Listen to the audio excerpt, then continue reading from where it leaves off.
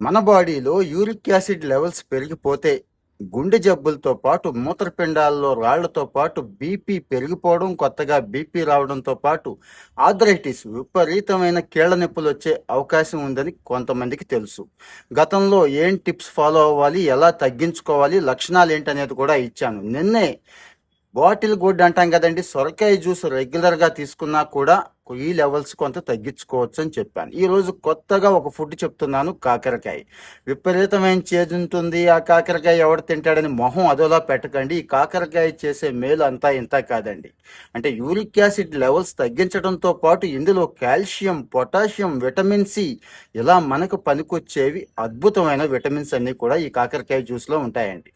Daily ఒక చిన్న cup కాకరకాయ జ్యూస్ని కళ్ళు మూసుకొనైనా కానీ తాగేస్తే తప్పేమీ లేదు. లేదు కూరగా తింటాను, ఇంకో రకంగా తింటానన్నా కూడా సూపర్ ఫుడ్ అండి ఈ కాకరకాయ.